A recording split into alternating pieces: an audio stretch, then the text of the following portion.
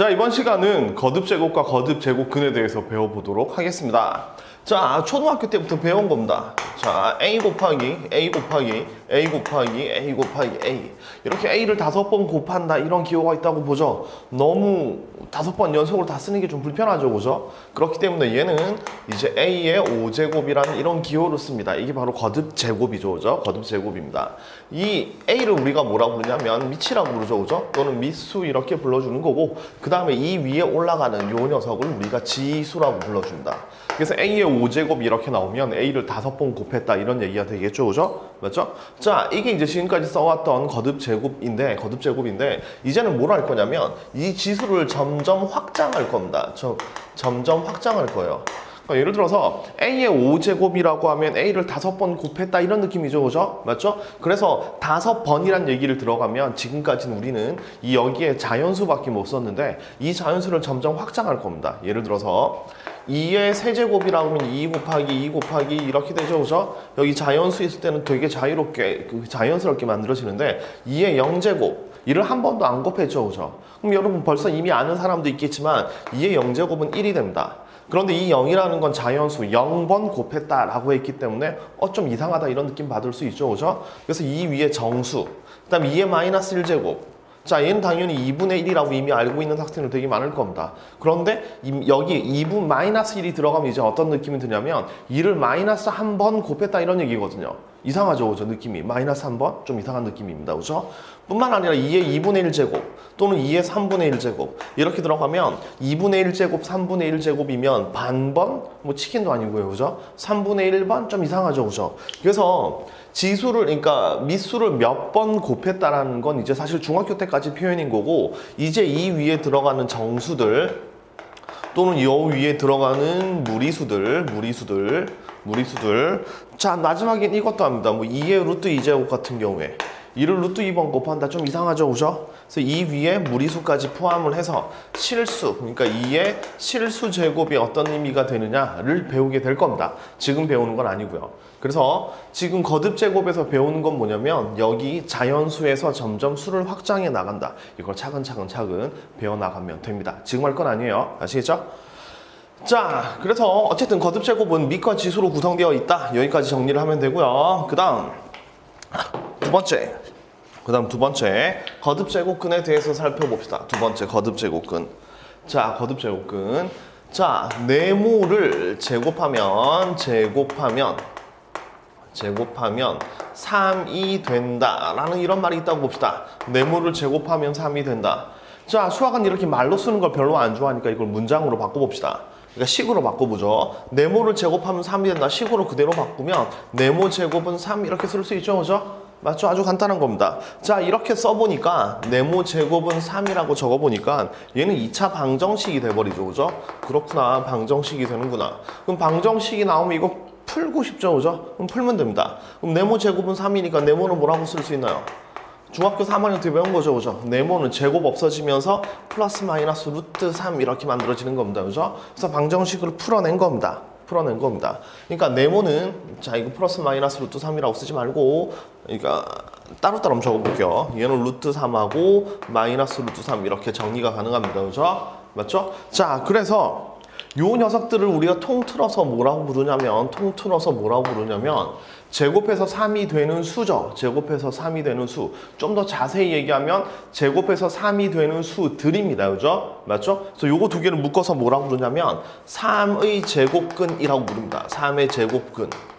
근들이라고 생각 한번 해보죠. 3의 제곱근은 몇 개 있으니까? 2개 있으니까. 그럼 3의 제곱근들이라고 불러주는 겁니다. 자, 여기서 좀 더 자세하게, 디테일하게. 그럼 루트 3만 콕 집어서 물어보면 뭐라고 얘기하느냐? 루트 3만 콕 집어서 물어보면 3의 제곱근이라고 하면 요 두 개를 둘 다 표시하는 거니까 안 되겠죠. 그래서 요 녀석과 요 녀석을 구별해서 얘기해야 되니까 루트 3은 3의 제곱근 중에서 양수 이렇게 얘기하면 되겠죠, 그죠? 3의 제곱근 중에서 양수구나 이렇게 판단할 수 있습니다. 그러니까 꼼꼼하게 가는 거예요, 꼼꼼하게.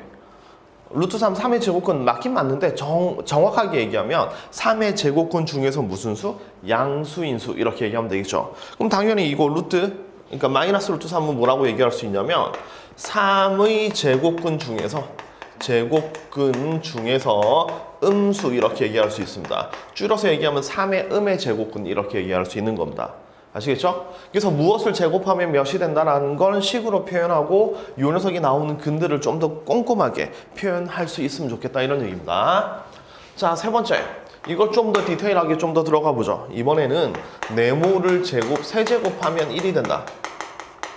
세제곱하면 1이 된다. 1이 된다. 라는 문장을 마찬가지로 풀어보도록 하겠습니다. 자, 네모를 세제곱하면 1이 되니까 얘도 표현하면 네모의 세제곱은 1 이렇게 만들어지겠죠, 그죠? 그럼 3차 방정식이 만들어지는 거고 여러분들 이거 풀 때 넘겨서 인수분해를 하면 되는 거죠, 그죠?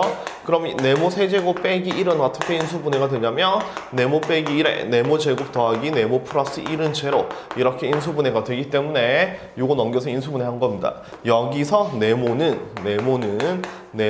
1과 그 다음 요거 알죠, 그죠? 2분의 마이너스 1 플러스 마이너스 루트 3i인데 그 유명한 오메가입니다, 그죠? 그래서 1과 오메가랑 오메가바 이렇게 세 개가 만들어지는 겁니다. 자, 그럼 다시 한번 요 세 개를 통틀어서 뭐라고 하냐면 세제곱해서 1이 되는 수니까 1의 세제곱근 이렇게 표현합니다. 세제곱근. 그런데 1의 세제곱근 3개 있죠, 그죠? 1의 세제곱근들 이렇게 표현하면 돼요, 들. 1의 세제곱근은 몇 개 있다? 3개 있으니까 1의 세제곱이라고 세제곱근이라고 얘기하면 여러 개가 있구나 이렇게 판단하면 되는 겁니다. 자, 그럼 요거 3개 중에서 딱 구별되는 게 요거 구별되죠. 요 1과 요거 2개가 서로 딱 구별이 됩니다, 그죠? 왜냐면 얘는 무슨 근이니까? 실근이고 얘는 무슨 근이니까? 허근이니까 이렇게 구별이 되는 거죠. 그래서 이 1은 1의 세제곱근 1은 1의 세제곱근 중에서 실근이라고 표현하는 게 좀 더 정확하겠죠. 디테일하게 얘기하면 실근. 자, 요거 2개는 묶어서 그럼 당연히 뭐라고 얘기할 수 있냐면 1의 세제곱근, 1의 세제곱근 중에서 허근이다 라고 생각하는 겁니다. 1의 세제곱근 중에서 허근이다. 지금 얘기하고 있는 주제가 뭐냐면 네모를 제곱하니까 무엇을 제곱하면 어떤 수, 세제곱하면 어떤 수가 만들어질 때 그때 몇 제곱근이라는 표현이 들어간다는 얘기입니다. 그러니까 제곱해서 3이 되는 수는 3의 제곱근, 세제곱해서 1이 되는 수는 1의 세제곱근 이렇게 세제곱근. 그럼 그렇게 나오는 근들을 좀 더 구체적으로 구별해 보자는 얘기입니다. 예를 들어서 얘는 양수, 음수로, 얘는 실근과 허근으로. 아시겠죠? 자, 그럼 최종적으로 정리를 한번 해봅시다. 자, 네 번째, 이걸 일반적인 식으로 표현을 한번 해보죠. 일반적인 식. A의 n제곱근에 대한 얘기를 해봅시다. A의 n제곱근, X에 대해서 얘기를 한번 해봅시다.